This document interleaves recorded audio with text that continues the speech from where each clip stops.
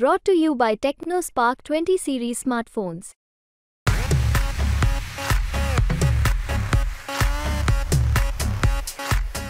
परभणी लोकसभा मतदारसंघासाठी उद्या मतदान प्रक्रिया पार पडणार आहे। मी सध्या उभा आहे जालना जिल्ह्यातल्या अंबड तालुक्यातील अंतरवाली सराटी या ठिकाणी मनोज जरंगे पाटलांनी मराठा आरक्षणाच्या मागणीसाठी 6 ते 7.5 महिने या ठिकाणी आंदोलन उपोषण केलेले आहेत आणि या ठिकाणी प्रचाराची नेमकी परिस्थिती काय आहे, निवडणूक उद्या तोंडावर येऊन ठेपलेली आहे, तर मतदारांना नेमकं काय वाटतं आपण हे जाणून घेणार आहोत। आपल्यासोबत या ठिकाणी काही गावातील मतदार बांधव आहेत, आपण यांच्याशी बातचीत करणार आहोत। दादा काय सांगणार, उद्या मतदान प्रक्रिया पार पडणार आहे, काय परिस्थिती आहे मतदानाची उद्याची? आता उद्या मतदानाची परिस्थिती आम्हाला काही इकडे काय कोणता नेता कुठलाच भेटायला आलेला नाही। ते आज अपक्ष उमेदवार आले जी ते बिचारे सगळ्यांना राम ते आपली त्यांचा दौरा गाव करते। 15 ते 20 दिवस प्रचार चालला होता, मात्र या ठिकाणी कोणीच आलं नाही, अजिबात नाही आलं, एकही नेता आला नाही, का वाहन सुद्धा आमच्या गावात आलं। आता उद्या मतदान प्रक्रिया पार पडणार आहे, मग तुम्ही मतदान करणार आहात की नाही? मतदान तर करणार, मतदान करणारच आहे, पण जे मनोज पाटील जरांगे सांगतील ते मतदान आमचं होणार। बरं दादा काय सांगणार, उद्या मतदान प्रक्रिया पार पडणार आहे, गावातील काय परिस्थिती आहे, प्रचार झाला की नाही गावात?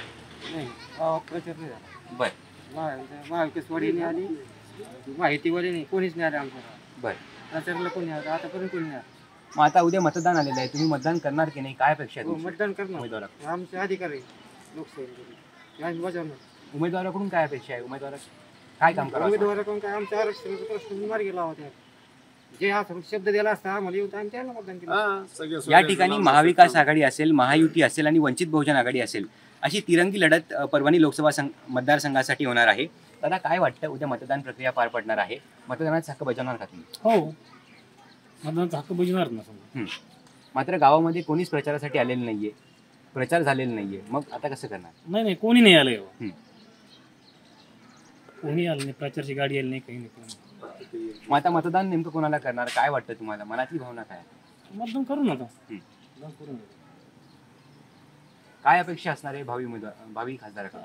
आमचा मराठा आरक्षणचा मुद्दा तो मार्गी लावा, तेच विषय, बाकी काय अपेक्षा?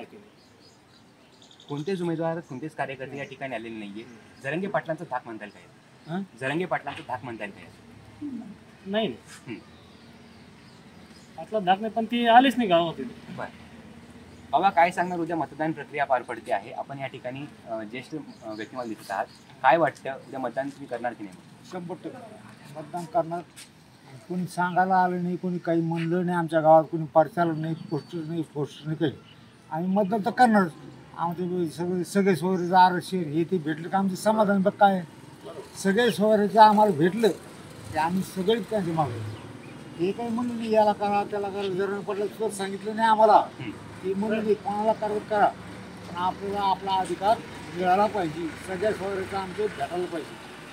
म्हणजे एकच मागणी आहे की आमचा आरक्षणाचा मुद्दा तुम्ही निकाल द्या, आरक्षण आम्हाला पाहिजे फक्त। आम्हाला काय करायचं आता माझं 80-85 वर्ष होईल, आता आम्हाला आरक्षण काहीतरी मिळायला पाहिजे की नाही? दिलं ना आमची शेत्या मला 50 एकरची म्हणजे राहिली 1.5 एकर फक्त। आता किती राहिली? 1.5 एकर।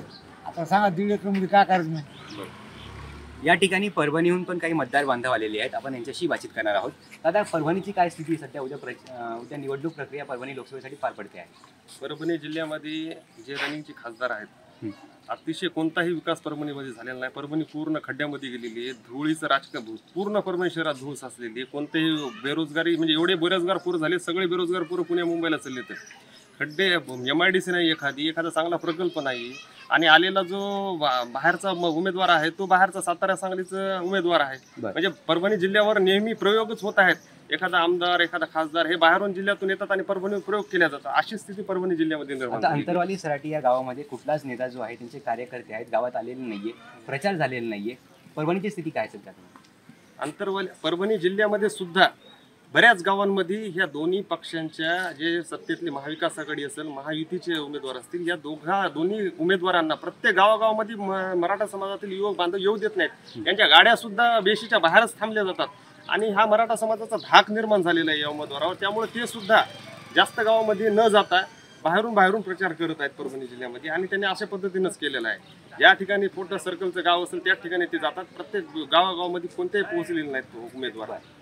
अशा दादा म्हणजे उद्या अंतरवाली सराटी या गावातून 100% मतदान होणार। हो ना. आपण जर पाहायला गेलं तर अंतरवाली सराटी या गावामध्ये 15 ते 20 दिवस प्रचार चालला होता, मात्र या गावात कुठलाही उमेदवार असेल किंवा त्यांचे कार्यकर्ते असतील हे या ठिकाणी आलेले नाहीये। मात्र मतदान हा आमचा जन्मसिद्ध अधिकार आहे आणि तो आम्ही उद्या बजावणारच असं म्हणत गावातून 100% मतदान होणार असल्याच्या प्रतिक्रिया या गावातील मतदार बांधवांनी दिल्या आहेत। गौरव साळी, मुंबई तक, जालना।